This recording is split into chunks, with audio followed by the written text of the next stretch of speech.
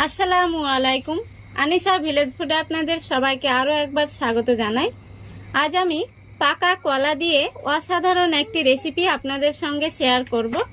আর এই রেসিপিটা গ্রাম বাংলার ঐতিহ্যবাহী একটি রেসিপি। আশা করছি আপনাদের ভীষণ ভালো লাগবে। তো চলুন ফুল রেসিপিটা দেখতে থাকুন। আর আমার চ্যানেলে প্রথম হয়ে থাকলে অবশ্যই ভিডিওটিতে একটি লাইক দিয়ে সম্পূর্ণ ভিডিওটি দেখার চেষ্টা করবেন। তো বন্ধুরা, এখানে আমি পাকা কলা নিয়েছি। দেখুন, এখানে আমি 2 ছড়ি পাকা কলা নিয়েছি। তো কলা দিয়ে আজকে একটি দুর্দান্ত রেসিপি আপনাদের দেখাবো। তো প্রথমে আমি কলাগুলো খুব ভালো করে খোসাটা ছাড়িয়ে নেব। এইভাবে আমি একটি একটি করে সবগুলো কলার খোসা ছাড়িয়ে নেব, তারপরে আপনাদের দেখাচ্ছি। তো বন্ধুরা দেখুন, সবগুলো কলার খোসা ছাড়িয়ে নিয়েছি। এবার এখানে আমি একটি মিক্সিং বোল নিয়ে নিচ্ছি। তারপরে এখানে আমি অর্ধেক অর্ধেক করে এইভাবে খুব ভালো করে কলাটাকে মেখে নিতে হবে। তো বন্ধুরা, এতক্ষণে হয়তো আপনারা ভাবছেন আজকে আমি কি বানাতে চলেছি। তো আজকে আমি পাকা কলার গুড় তৈরি করে আপনাদের দেখাবো। আর সত্যি একটি অসাধারণ রেসিপি। আপনারা পুরোটা দেখলে সত্যি অবাক হয়ে যাবেন। খেজুরের রস থেকে যেমন গুড় তৈরি হয়, আখের রস থেকে যেমন গুড় তৈরি হয়, তেমনই কলার রস থেকেও কিন্তু গুড় তৈরি করা যায়। আপনারা ফুল রেসিপিটা দেখলে তবে বুঝতে পারবেন। তো দেখুন, কলাটা কিন্তু খুব সুন্দরভাবে মেখে নিয়েছি। এবার কলার মধ্যে এখানে আমি 1 প্যাকেট চুন নিয়েছি। আর এই চুনটা যে কোনো মুদি দোকানে পাওয়া যায়। এটা পান খাওয়া চুন। সেই চুনটা আমি এই কলার মধ্যে খুব ভালোভাবে মেখে নেব। দেখুন, এখানে 1 প্যাকেট চুন রয়েছে। আর এই চুনটার দাম হচ্ছে 5 টাকা।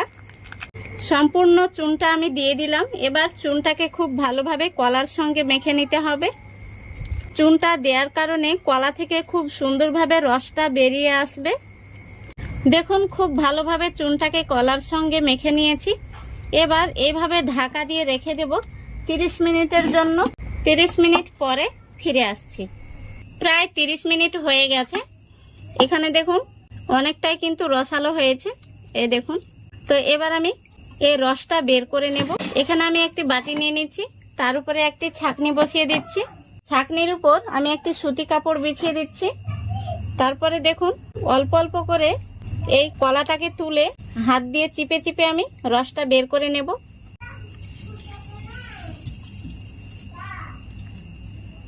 দেখুন, রসটা কত সুন্দরভাবে বেরিয়ে আসছে। এইভাবে খুব ভালো করে চিপে চিপে রসটাকে বের করে নিতে হবে। দেখুন, কলার ছিবড়েটা কতটা হয়েছে আমি দেখিয়ে দিচ্ছি। দেখুন, এইভাবে আমি সম্পূর্ণ কলার রসটা বের করে নিয়ে আপনাদের দেখাচ্ছি।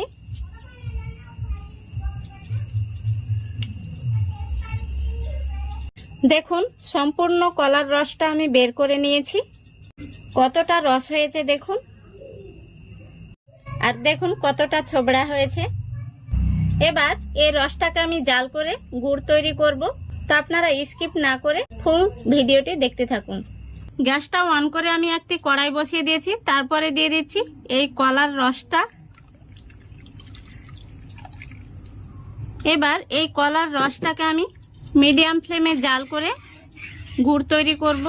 তো আপনারা স্কিপ না করে দেখতে থাকুন। তো এই রসের মধ্যে যে ফেনাটা উঠে আসছে, এই ফেনাটাকে তুলে নিতে হবে। এই ফেনাটা হচ্ছে যে চুনটা আমি মেখে রেখেছিলাম কলার সঙ্গে, সেই চুনটা ফেনা ফেনা হয়ে উঠে আসছে। দেখুন কত সুন্দর কালার এসছে। তো এইভাবে নাড়াচাড়া করে আরো জাল করে নিতে হবে। তো বন্ধুরা, এইভাবে ছাঁকনি দিয়ে ফেনাটাকে অবশ্যই তুলে নিতে হবে। তো দেখুন বন্ধুরা, গুড়টা কিন্তু একদম রেডি হয়ে গেছে। এবার আমি গ্যাসটা অফ করে দিচ্ছি। কিছুটা ঠান্ডা করে নিয়ে আমি আপনাদের দেখাচ্ছি। তো দেখুন বন্ধুরা, গুড়টাকে আমি একটি প্লেটে সার্ভ করে নিয়েছি। আর কত সুন্দর হয়েছে। এই গুড়টা দিয়ে যে কোনো লাড্ডু বানাতে পারবেন, যে কোনো খাবারে ব্যবহার করতে পারবেন। স্বাদে গন্ধে কোনো অংশেই কিন্তু কম নয়। তো আশা করছি আজকের এই রেসিপিটা আপনাদের ভালো লেগেছে। আর ভালো লাগলে অবশ্যই লাইক কমেন্ট শেয়ার করবেন এবং চ্যানেলটিকে সাবস্ক্রাইব করে অল নোটিফিকেশানটি অন করে রাখবেন, যাতে আমি নতুন কোনো ভিডিও আপলোড করলে সঙ্গে সঙ্গে তার নোটিফিকেশানটা পৌঁছে যায়। আজকের মতো এখানেই বিদায় নিচ্ছি। সবাই ভালো থাকবেন, সুস্থ থাকবেন। খোদা হাফেজ।